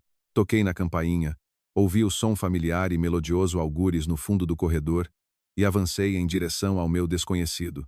A porta foi aberta pelo meu próprio filho. Miguel parecia visivelmente mais magro, com um simples jeans de casa gastos e uma t-shirt cinzenta, mas os seus olhos já não vagueavam cobardemente de um lado para o outro. O seu olhar tornou-se surpreendentemente direto, calmo e confiante. O filho sorriu largamente, de forma completamente sincera, afastou-se para o lado, libertando a passagem, e disse: "Entra, pai. Estávamos à tua espera hoje." Ao atravessar o limiar familiar, senti quase imediatamente as mudanças drásticas, incríveis. O enorme apartamento mudou completamente, não na sua área ou na cor do papel de parede caro, mas no seu espírito interior e invisível. O excesso gritante e ostensivo desapareceu sem deixar rasto. Alguns dos móveis demasiado caros e pretensiosos, aparentemente, foram vendidos com sucesso em plataformas online para tapar mais um buraco de dívida no orçamento. O espaço, paradoxalmente, tornou-se muito mais quente, espaçoso e honesto. Já não havia a sensação opressiva de um museu frio da vaidade alheia. Da cozinha, vinha um cheiro incrivelmente apetitoso a carne estufada com legumes e alho. Nenhuma entrega de restaurante impessoal em sacos de papel barulhentos. Diana saiu para o corredor espaçoso, enxugando as mãos úmidas, e disse amavelmente: "Olá, senhor João Miguel. Entre para lavar as mãos. Já está tudo pronto e a arrefecer na mesa." O jantar foi, surpreendentemente, simples, verdadeiramente caseiro e incrivelmente delicioso. Falamos sobre o tempo instável da primavera, sobre as últimas notícias do país, sobre pequenos assuntos de trabalho do dia a dia. Ninguém se lembrou das amargas ofensas do passado. Ninguém tentou forçar palavras de amor grandiloquentes ou implorar por perdão. Tudo corria o seu curso natural, calmo e humano. Depois de terminada a refeição, quando os pratos fundos estavam finalmente vazios e o chá de ervas acabado de fazer fumegava confortavelmente nas chávenas, Miguel levantou-se subitamente da mesa. O filho pousou cuidadosamente o guardanapo de pano. Olhou para mim com uma ligeira e mal disfarçada ansiedade e pediu: "Pai, vem comigo um minuto. Quero mostrar-te uma coisa importante." Atravessamos o longo e claro corredor. Miguel parou e abriu a porta daquele mesmo quarto que ele e a sua esposa, um dia, dividiram cinicamente em palavras, sem sequer esperar pela minha partida definitiva naquela noite terrível. Atravessei timidamente o limiar e parei, completamente e absolutamente espantado. O quarto estava irreconhecível, mas não transformado numa sala de yoga moderna e luminosa ou num elegante escritório de um empresário em início de carreira. Era um quarto, mobilado com cuidado e alma, especialmente para mim. Junto à parede, havia uma boa e sólida cama com um colchão firme. Ao lado, uma espaçosa estante, cheia até cima com os meus romances históricos favoritos, que eu tinha deixado ao mudar-me. E junto à janela, Esperava-me fielmente uma poltrona de leitura funda e confortável, com um candeeiro de pé alto. Mas o mais importante, o choque incrível, esperava-me na mesa de cabeceira de madeira. Lá, numa moldura escura e arrumada, estava a fotografia familiar da minha Teresa. A minha garganta foi instantaneamente apertada por um espasmo tenso e insuportavelmente doloroso. Os meus olhos arderam com lágrimas quentes e indesejadas, que eu tinha escondido tão diligentemente durante todos estes meses. Miguel ficou ao meu lado, meteu as mãos nos bolsos das calças, sem jeito, e disse baixinho: "Nós compreendemos perfeitamente que agora tens a tua própria casa acolhedora, o teu apartamento alugado, onde te sentes tranquilo. Mas queríamos muito que soubesses uma coisa. Aqui, tens não um quarto de hóspedes impessoal e temporário, mas o teu quarto pessoal. Sempre, a qualquer momento, as portas estão abertas." No vão da porta, apareceu silenciosamente a nora. Ela não entrou, apenas se encostou ao umbral. Diana olhou para mim com os olhos brilhantes de lágrimas iminentes e acrescentou quase em sussurro: "Isto não foi com o seu dinheiro. Acredite em mim. O Senhor é simplesmente muito importante para nós. O Senhor estava absolutamente certo em tudo o que fez naquela altura." Estas palavras simples, desprovidas de qualquer falsidade, valeram 1000 vezes mais do que quaisquer milhões ganhos. Naquele momento penetrante, percebi claramente que a minha medida cirúrgica, cruel e intransigente, tinha funcionado a 100%. Os meus filhos acordaram do seu longo e destrutivo sono letárgico. Passaram exatamente 12 longos meses desde a assinatura do nosso severo acordo notarial. Um ano inteiro, que mudou radical e irrevogavelmente o equilíbrio de forças do nosso pequeno universo familiar. Reunimos-nos novamente solenemente no espaçoso escritório de Catarina para a reunião de controlo oficial e planeada. A advogada, sem alterar um grama dos seus rigorosos hábitos profissionais, folhava as folhas do novo relatório financeiro, comparando atentamente as longas colunas de números. Catarina Alves fechou a pasta com um clique alto, tirou lentamente os óculos e, com um sorriso de aprovação quase imperceptível, resumiu: "Nos últimos 12 meses, não registrei uma única, nem mesmo a mais pequena, violação do nosso acordo. O rendimento total conjunto da vossa família aumentou visivelmente graças a trabalhos extra. Os antigos cartões de crédito problemáticos estão completamente liquidados. Além disso, finalmente tem uma sólida almofada financeira para imprevistos. Estão de parabéns. Estou sinceramente orgulhosa de vocês." Olhei com um enorme e indisfarçável orgulho para os meus filhos. Eles estavam sentados lado a lado, ombro a ombro, adultos relaxados e autoconfiantes, que finalmente aprenderam a manter-se firmes nos seus próprios pés, sem ajuda de ninguém. De repente, Miguel abriu decididamente a sua pasta, tirou de lá um envelope e colocou-o sobre a mesa, mesmo em frente à advogada. O filho olhou para mim com um olhar claro e absolutamente aberto e explicou com toda a calma: "Este é o nosso primeiro pagamento completamente voluntário, de acordo com o plano de reembolso daquela antiga dívida do apartamento." Franzi o sobrolho, confuso, calculando rapidamente na minha mente os prazos notariais previamente acordados. Empurrei o envelope de volta para ele e objetei suavemente: "Mas o prazo formal de pagamento ainda não chegou, meu filho. Ainda tem um ano inteiro para recuperar totalmente o vosso orçamento. Para que a pressa?"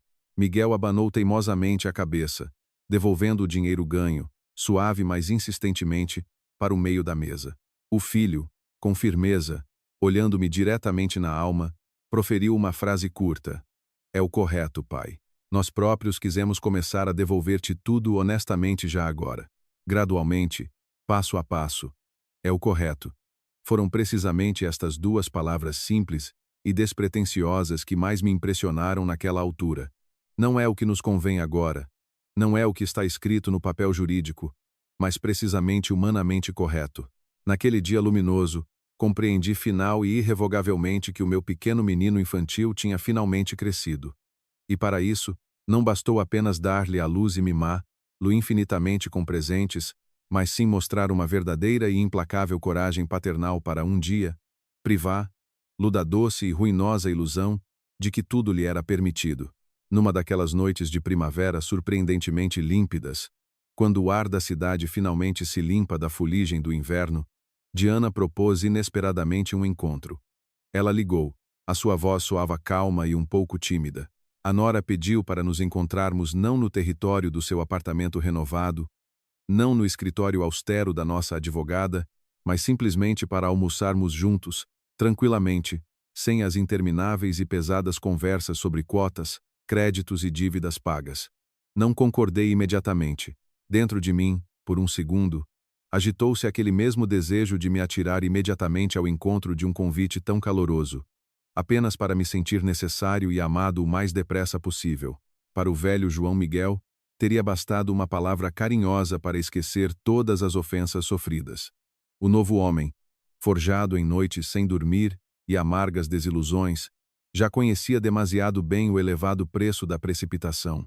Foi precisamente por isso que escolhi deliberadamente para o nosso encontro um café neutro e muito tranquilo nos arredores da cidade. Ali não havia o aconchego doméstico que poderia ser tão facilmente aproveitado como um atalho curto e enganador para as velhas ilusões. Cheguei um pouco antes da hora marcada. Em breve, o sino sobre a porta de entrada tilintou melodiosamente e a minha nora entrou na sala.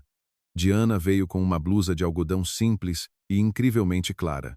O cabelo estava cuidadosamente preso na nuca num coque austero, e no rosto, a maquilhagem era praticamente inexistente.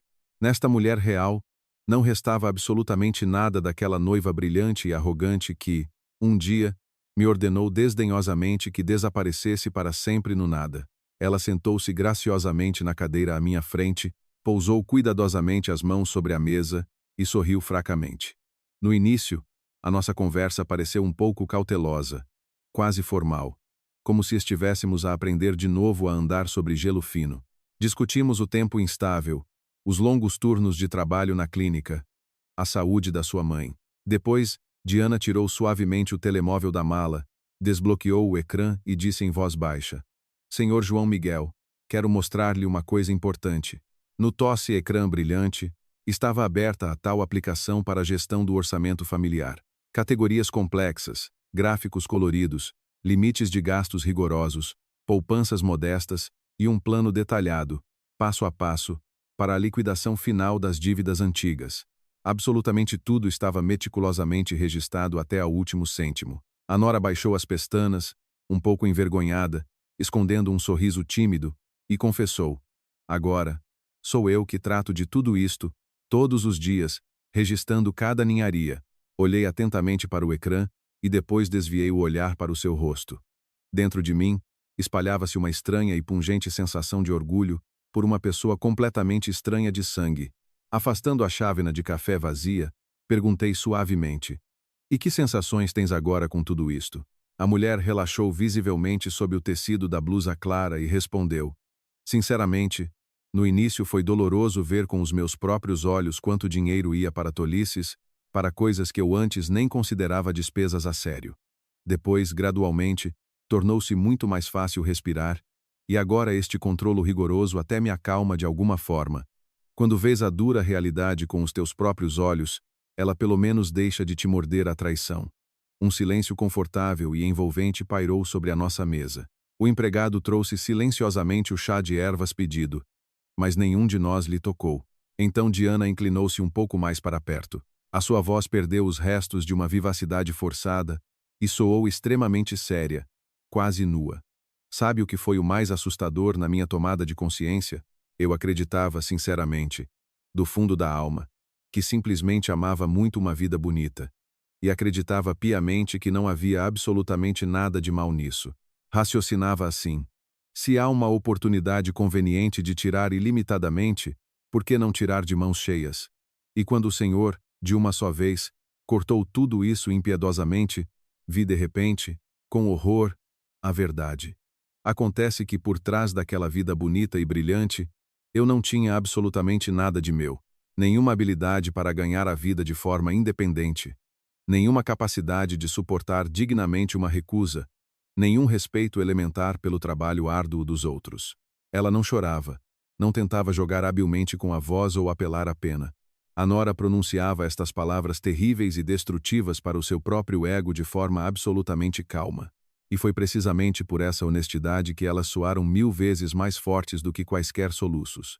A rapariga levantou os olhos para mim e terminou firmemente o seu pensamento.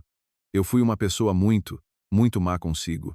E isso durou não um dia infeliz, mas longos anos. O mais nojento de toda esta história é que eu ainda ficava sinceramente ofendida consigo, quando finalmente deixou de tolerar essa porcaria. Ao ouvir a sua voz baixa e quebrada, senti o meu velho coração apertar-se com uma ternura incrivelmente pungente.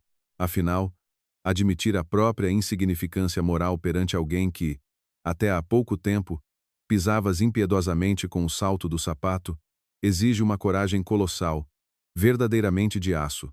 A grande maioria das pessoas prefere esconder-se cobardemente, até ao túmulo, atrás das paredes grossas de autojustificações ridículas, só para nunca olhar para o espelho distorcido da sua própria consciência suja. E esta mulher frágil, ali mesmo, à minha frente, estava com as próprias mãos a arrancar a sua escama brilhante e completamente falsa. De repente, senti como a espessa crosta de gelo antigo, que prendia a minha alma ferida durante todos estes longos meses, rachava profundamente e começava a derreter lentamente. O verdadeiro perdão nunca nos desce por um estalar de dedos. Ele brota através da dor da alma, como um rebento verde e teimoso através do asfalto morto da cidade. E ali mesmo, à mesa, estava a acontecer o nascimento real, doloroso, mas incrivelmente belo, de uma pessoa completamente nova e honesta. Após uma breve pausa, a nora acrescentou, já com um tom um pouco mais leve. Comecei a ir regularmente a um psicólogo uma vez por semana, e foi lá que, pela primeira vez em voz alta, perante um estranho, admiti que não sou de todo uma pobre vítima de circunstâncias trágicas, nem uma menina mimada a quem todos magoam, mas sim uma pessoa adulta e capaz que, durante anos, escolheu conscientemente ser arrogante, preguiçosa e sem vergonha. Estendi a mão sobre a mesa, cobri cuidadosamente os seus dedos com a minha palma e disse com um calor surpreendente: Obrigado, minha querida filha, por teres encontrado a força para dizer tudo isto sem falsidades. Ela sorriu fracamente, com um alívio incrível, em resposta. Vivi demasiado tempo o jogo de outra pessoa. Estou terrivelmente cansada disso. No final da mesma semana, comprei um bilhete para o comboio noturno e fui visitar o meu velho amigo de muitos anos, Vitor. Há muito tempo, trabalhamos juntos numa grande fábrica. Agora, ele vivia noutra região, e como soube por acaso, estava a passar por uma crise quase idêntica nas relações com o seu próprio filho adulto. Sentamo-nos muito tempo num banco de madeira no parque da cidade. O vento frio da primavera sussurrava as folhas do ano passado sob os nossos pés. Foi lá que, pela primeira vez em voz alta, formulando a minha própria experiência sofrida, partilhei com ele a minha descoberta mais íntima. Apertei mais o colarinho do casaco, olhei para as nuvens e observei filosoficamente.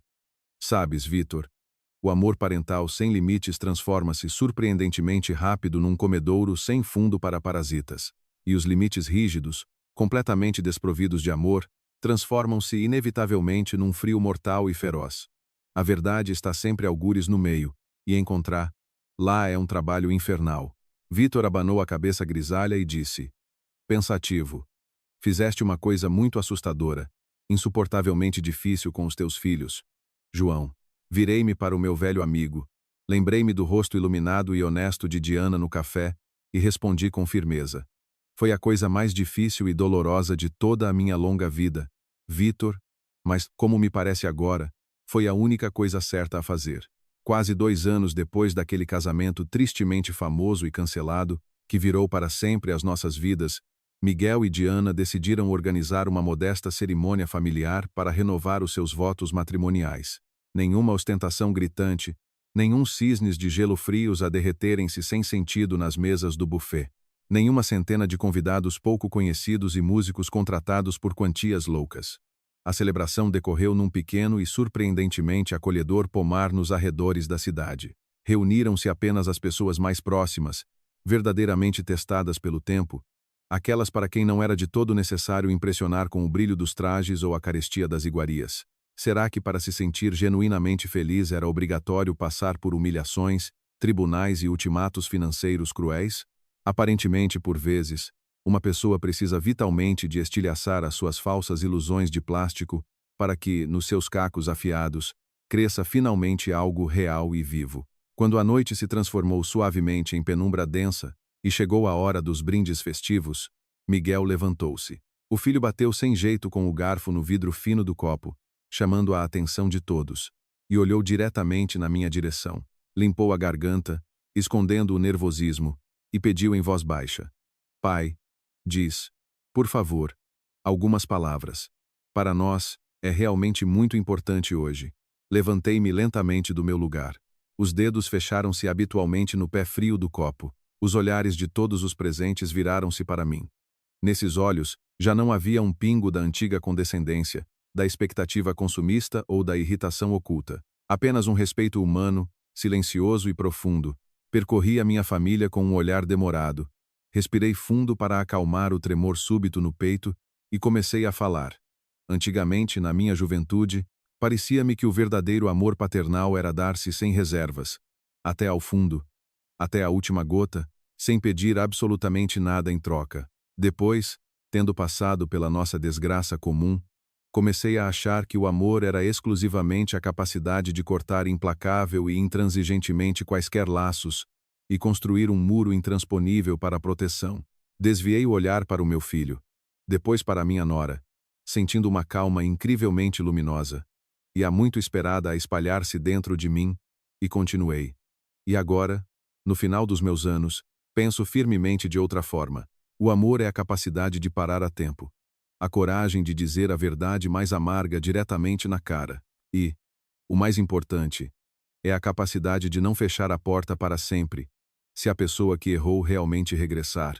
Regressar não com desculpas vazias e falsas, mas com uma vida completamente nova e honesta. A minha voz tremeu, mas obriguei-me a terminar o pensamento mais importante.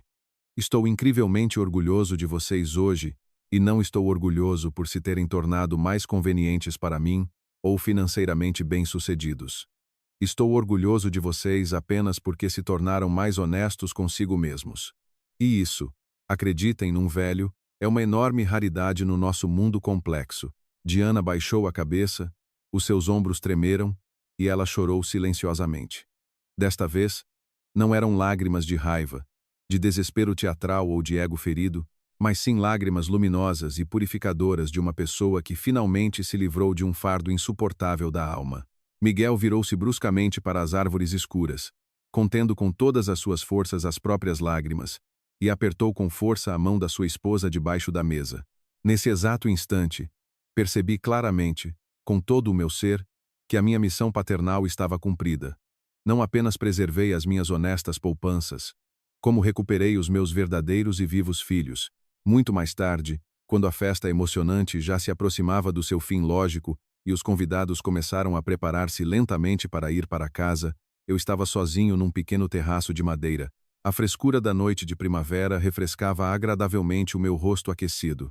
Algures ao longe, grilos invisíveis cricrilavam monotonamente, criando uma melodia surpreendentemente pacífica da natureza a adormecer tosse. Atrás de mim, ouviram-se passos leves e hesitantes nas tábuas de madeira. A minha nora aproximou-se. Ela encolhia-se de frio num xale de malha fofo. Os seus olhos ainda brilhavam um pouco úmidos à luz amarela e suave do candeeiro de rua. A mulher parou ao meu lado, mudou o peso de um pé para o outro, sem jeito, e perguntou quase em sussurro: Senhor João Miguel, posso agora chamar-lhe de uma forma mais calorosa, não pelo nome e apelido, como se fosse um chefe rigoroso e completamente estranho. Olhei atentamente para o seu rosto aberto e sincero. Dentro do meu peito, já não havia um pingo da luta e desconfiança esgotantes de antes. O passado sombrio finalmente nos libertou a ambos, dissolvendo-se no ar da noite. Sorri suavemente, calorosamente, e respondi com uma única palavra curta: Podes. Os seus lábios tremeram novamente com as emoções que a assaltaram. Ela deu um passo tímido para a frente e expirou em voz baixa, com um enorme alívio. Muito obrigada, pai. Este tratamento extremamente simples e despretensioso pousou no meu coração como o mais verdadeiro bálsamo curativo. Agora, que já passaram quase 3 anos completos desde aquele dia terrível em que me ordenaram arrogantemente que desaparecesse sem deixar rastro da família, muita coisa mudou. Miguel e Diana continuam a pagar espravno, sem um único lembrete da minha parte, a sua dívida financeira de acordo com o plano estritamente estabelecido. Embora, para ser sincero, as próprias notas de papel Há muito que deixaram de ser para nós a principal medida das relações. O principal reside em algo completamente diferente. Agora, tenho um filho que me liga tarde da noite não apenas por assuntos domésticos urgentes ou por dinheiro, mas simplesmente porque quer sinceramente ouvir a minha voz de velho antes de dormir. Tenho uma nora atenciosa que me convida para ir à casa deles, não por uma fria e forçada cortesia por uma questão de decência, mas porque a minha presença à sua mesa de família é realmente importante para ela. E tenho novamente um verdadeiro e caloroso lar, onde posso chegar sem a sensação pesada e opressiva da minha própria temporalidade. Valeu a pena passar por um verdadeiro inferno de acusações mútuas, ódio e ameaças para, no final, obter um simples calor humano? A minha resposta é: 1000 vezes sim. Cheguei a uma compreensão muito importante e fundamental. Infelizmente, cheguei tarde demais, cometendo muitos erros tolos e brandos, mas ainda assim cheguei. Pode-se amar infinitamente, até a exaustão, uma pessoa querida, e mesmo assim, um dia, encontrar a coragem de lhe dizer um não duro e intransigente. Pode-se ser bom, generoso e atencioso sem se tornar um capacho infinitamente conveniente para os outros limparem os pés. E, por vezes, o ato mais difícil e sagrado em qualquer família não é dar o último, tirando silenciosamente a camisa, mas sim, pela primeira vez na vida, olhar nos olhos dos mais próximos e dizer com firmeza: basta. Agora, vivam com a verdade. Vivi uma vida longa e difícil, cometi muitos erros dolorosos no meu caminho e percebi uma coisa muito simples: cuidem daqueles que estão ao vosso lado, preocupem-se com eles, mas não se percam a vocês mesmos. Por favor, encontrem tempo hoje, deixem de lado todos os assuntos vãos e liguem obrigatoriamente aos vossos entes queridos. E sabem, eu adoraria ouvir as vossas histórias. Contem nos comentários. Já tiveram na vossa vida que tomar decisões semelhantes, duras e impopulares em relação às pessoas mais queridas para as salvar delas mesmas? Partilhem a vossa experiência de vida, pois muitas vezes é em conversas tão difíceis e honestas que encontramos respostas para as questões mais importantes.